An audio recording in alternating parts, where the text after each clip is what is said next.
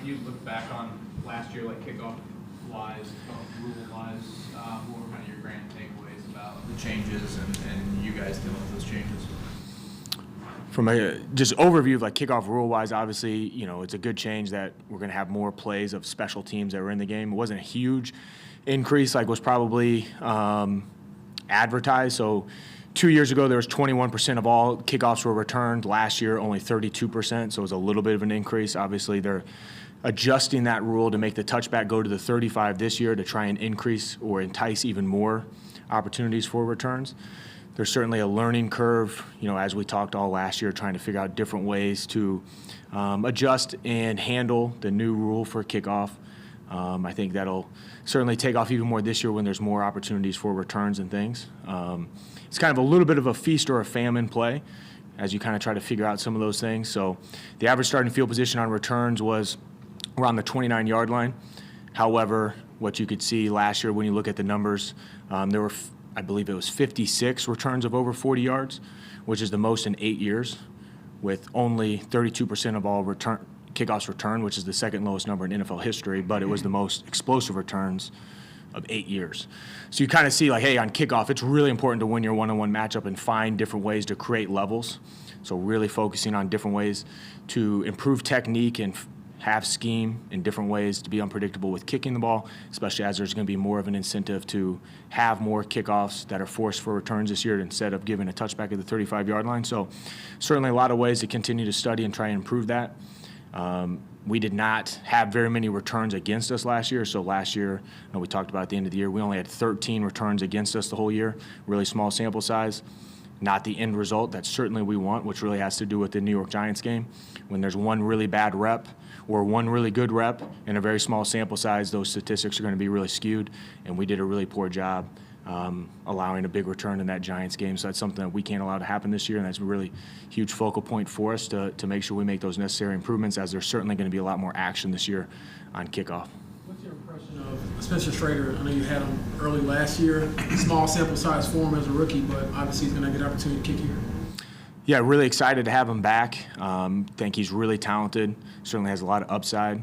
We want to continue to develop that upside. He certainly has a small sample size for what he's been able to do in the NFL, but think he has the ability to be a really solid starter if he, you know, continues to develop to his potential. Did a really nice job, you know, being able to start for 3 different teams last year, which is not easy to do. Handled that pressure really well, and think he's done a really good job so far 1 year in the NFL on and off the field.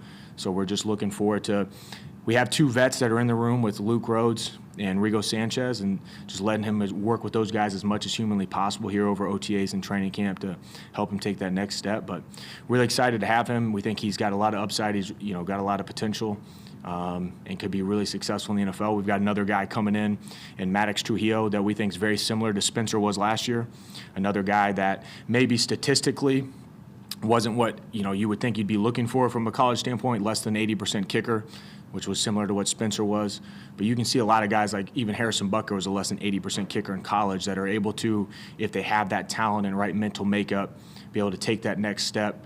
In the NFL, where you're kicking a K ball, which is a bigger ball that's, you know, exactly what the kicker wants. The hashes are closer together. You're going to have a better operation. So if you can find those guys that are wired the right way, that have a lot of talent, you know, they can really take the next step at the NFL. And we're excited to have 2 young guys that we think can do that. The talent piece of it, is it looking for leg strength primarily? Is it looking for repetitive mechanics? What are you looking for to project those guys who maybe don't have the same, you know, percentages as other kickers? Yeah, so it kind of depends on.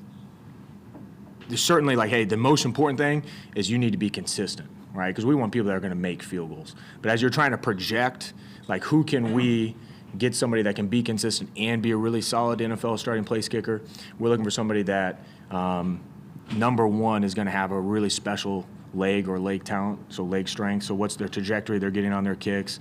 What's their ability to make 50-plus yard field goals? And then what's, you know, once you see, okay, check step one, they check the box of having that kind of leg strength or leg talent to be a really quality NFL starting kicker.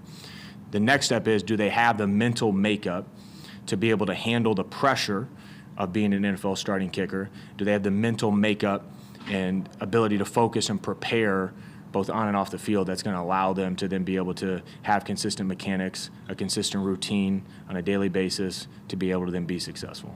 So a lot of that, we can see in dealing with them in the pre-draft process and then being able to interview and work with them to try and figure out beyond just the talent level, try to figure out as best you can the mental makeup and how they're going to be able to handle some of those things.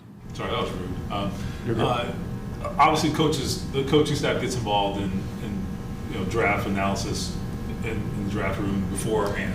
I'm wondering, in your role specifically, how do they kind of tap into you as a resource before the draft? Is it more in the undrafted portion, or is it even in the guys are targeting in the 7 rounds as well? Yeah, so we end up evaluating and trying to look at as many guys as we possibly can. So that goes, across all potential players that have special teams value that are, on the draft board. We don't usually look at first-round picks, but anybody from the 2nd round to the 7th round to undrafted guys, everybody that's on the draft board, we try to watch it and write up as much as possible.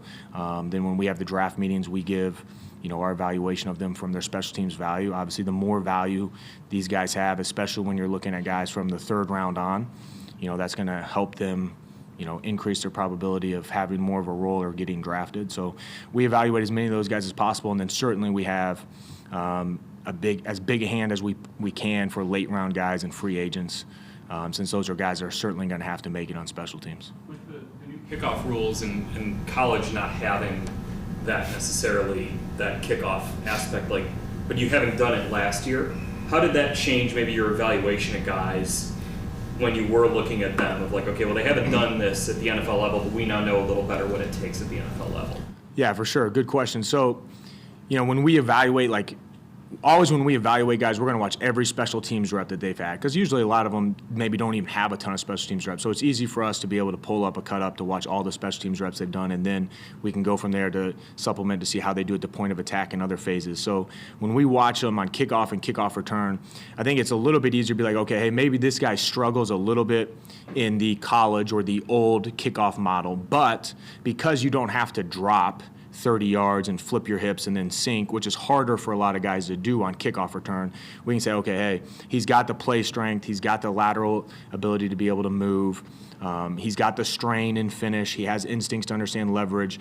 He struggles or maybe he's a little bit stiff at flipping and dropping, but that's not going to be an issue for him anymore because you're just sitting stationary now at the 35-yard line or 30-yard line. So that does become a little bit of a different animal. We can use some guys that are a little bit bigger, maybe D linemen, tight ends, guys that maybe weren't as good on the front line in the old model where they had to really run back, and now they don't have to do that. So you can kind of be able to predict that some more, where you don't maybe use as many of your DBs on the front line of KOR like you used to. So there certainly is a little bit different of a evaluation to try to find some of those guys, especially bigger guys. Brian, I kind of forget the overlap, but you and Spencer Shrader, did it overlap at all, him coming over and transferring from South Florida? Or? I recruited him to Notre Dame, so I ended up getting him initially committed, but then left and came to the Colts. So I didn't have a chance to coach him. I did have, a brief relationship with him in that quick little process. What attracted you from the South Florida stuff? Really, same kind of things we were just talking about. You could see on film at South Florida that this is somebody that's really talented. When you talk to him, you could see, okay, this guy he's different. He's not your typical specialist, right? His background was he was a really good soccer player. He was an athlete. You can kind of tell from talking to him. He's got his own, small business. He's got other things that are going on. He's really sharp. Highly motivated, was really well put together. So a lot of things off the field were okay, this is somebody that really has his things together. He's wired the right way with good mental makeup. He was talented. They had some operational issues and stuff at South Florida that you could kind of look over maybe some of his misses and things. Okay, we could continue to develop to find a way to make him more consistent. And just seeing how well he was wired off the field, you knew he had a chance to be able to tap more into that talent. Guys like Granson, Stewart, Denbo over the offseason, how do you guys look to replace that? Because that's a lot of reps that was kind of left out there. For sure, yeah. So, we're going to obviously have a number of guys that we're looking to replace, Grant Stewart being a really big one, Trevor Dimbo, who did a great job as PP, Kylan Granson being unique as a tight end that was a really 3 to 4 phase guy. So, we're looking at replacing 3 to 4 starters on the punt team. And, we've got a lot of guys that have been here that have gotten a lot of those reps, and now it's kind of their opportunity to be the next person to step up. We've got some guys like Shea Gualubi, who's been a 2-year starter and done a really nice job, and this is a big opportunity for him to kind of fill some of that role, that, especially where Grant was as, kind of the special teams linebacker for us. So we're just looking forward to some of those guys being able to step up and to fill some of those roles. We've got some young guys that we're excited about and some new guys we're excited about. And obviously the roster will continue to take shape as we keep going. Like, we added Joe Bocci today, who's been a quality special teams player and had over 1,000 special teams reps in his career. So some of those things will continue to evolve as we kind of see where maybe some needs and things are. But certainly there are some roles to be able to fill that we're excited for some young guys to be able to step up and fill into those.